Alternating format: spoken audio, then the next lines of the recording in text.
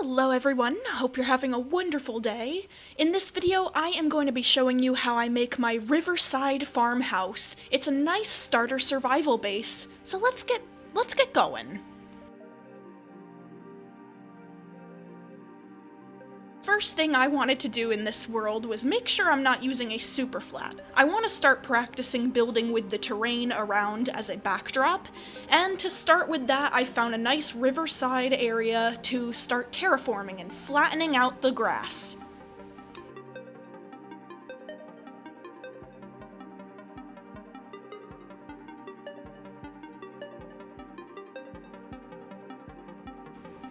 I built up the outside layout of the base with some oak logs, and then filled them in with a rather square shape of a mixture of a few different cobblestones, tuff blocks, and andesite, just to give it a little bit of a gradient moving forward.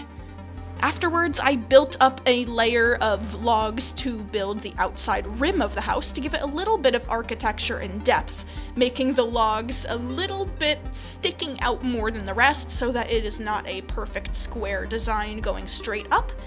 As you can see, I messed up a little and had to fix the outside, but hey, that's okay. Everybody makes mistakes. Then it was in my best interest to go ahead and build up those walls, making a random pattern of the 3 different stones that I had chosen for the wall.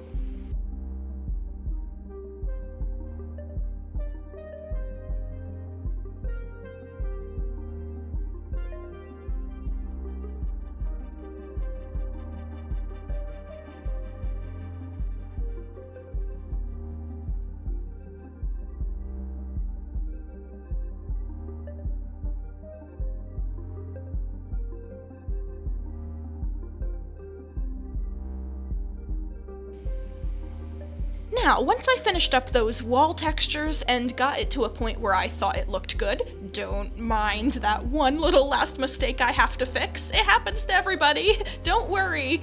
It was time for my favorite part of the build, which is the entrance overhang. I always love making my doorway jut out just a little bit, whether it's 3 or 4 blocks, or sometimes more if I'm feeling really daring, and then build up a second tiny overhang roof like so. I will show you that in just a moment.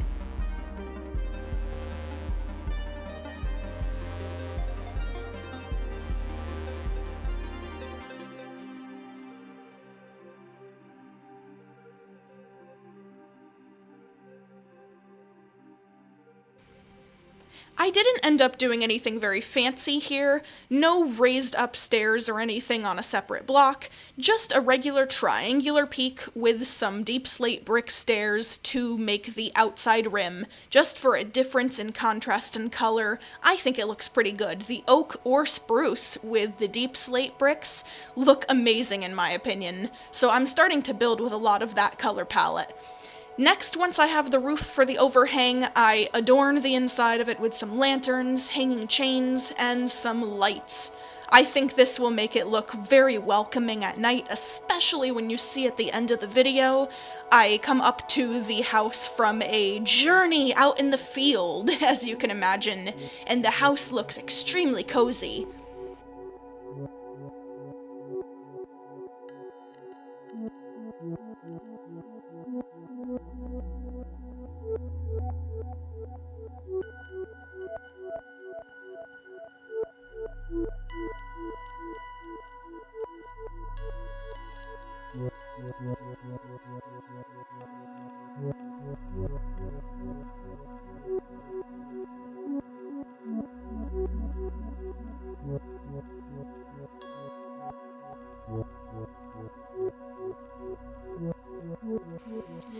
Now, I wanted a very stylized medieval look with a very different contrast of colors happening on the second story.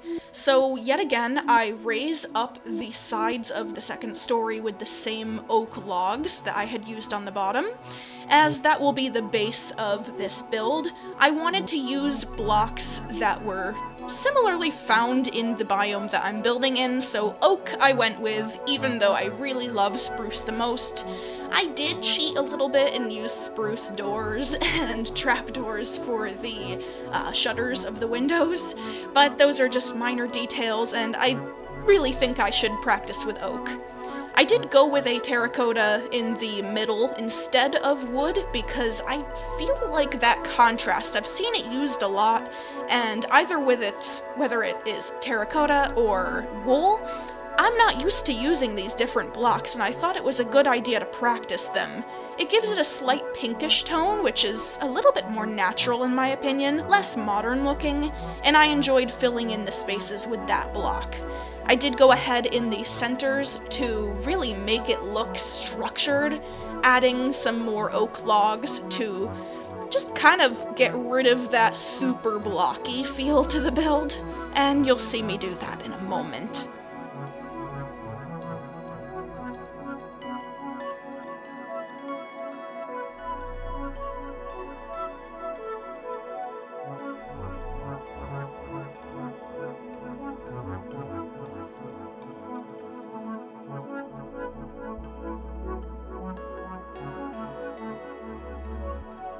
Now, windows are very important. Everybody wants to see out of their house and be able to enjoy the sunset, so I added some of those.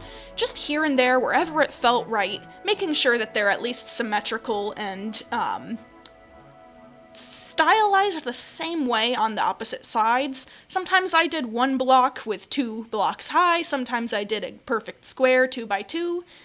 And then the roof was something very similar, just simplistic, not a lot to think about. I did raise up the blocks here and there to give it that bell shape. I love doing that. It's very simple. Instead of just a triangular staircase going straight up for the roof, here and there I will add just a regular block and then place the next set of stairs on top of that. So the roof was very self-explanatory, and it's the most time-consuming part in my opinion, but I'm learning to make peace with the process of roof building and enjoying it a little bit more. Once the roof was complete, I wanted to add that same deep slate outer rim just for contrast and making sure that the roof sticks out a little bit more. Stylistically, love it, adds some architecture and makes it look very nice, especially putting some more stairs on the opposite underside really rounds out the build. I'm gonna start speeding things up here and in time-lapse showing you the more tedious parts of the build where I add some unnecessary but lovingly details.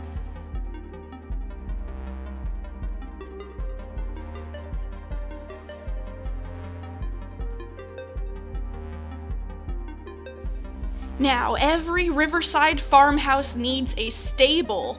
We love our farm animals, and what better farm animal than a donkey? Very unused, but I wanted to try putting a different kind of animal in this stable, so I went crazy with campfires. I don't know if anybody has a better way of extinguishing them rather than splash potions. But I ended up just experimenting here and making a small little stable for the donkeys, adding some cauldron with water so that they can drink and eat the hay, and they were super, super cute. I think they really like their home. We'll have to see. You know, I love my bread. Bread is fun. Wheat makes bread and bread makes good. Bread and butter makes extra good. So we need a wheat farm here. So on the opposite side of the donkey stable, we have the wheat. And I really quickly made it all grow super, super full and bright yellow. So I changed the tick speed right here and made everything wonderful. I even put some wheat in the windows up top because, you know what? Why not? Wheat can be pretty just like flowers. And now I just decorate the outside of the build with some hay bales, since this is a Riverside farm, and just some overgrowth of grasses and flowers outside of the build to make it really come together as a homestead.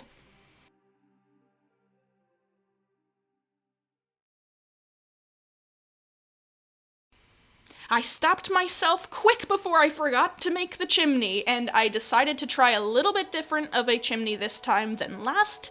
4 campfires instead of 1, because this is super extra cozy, and I really, really like how it turns out. Now, after a long day, hunting and fishing, I come back to the house, The moon is bright and the lantern's even brighter, and everything is gorgeous. The first thing I want to do entering my new Riverside home is to have a wonderfully, wonderfully warm and fragrant, fresh loaf of bread made from the wheat in my garden. Oh, what a sight to see. I could make some really interesting stories here for the builds. Let me know, would you like some random little cozy stories or whatnot to go along with my builds? As I say hello to the donkeys, I think they are... Wait, did one of the donkeys disappear? Where did the donkey go? Anyways, mysteries aside, I left the inside for your interpretation. What would this little farmhouse homestead look like? Cozy kitchen?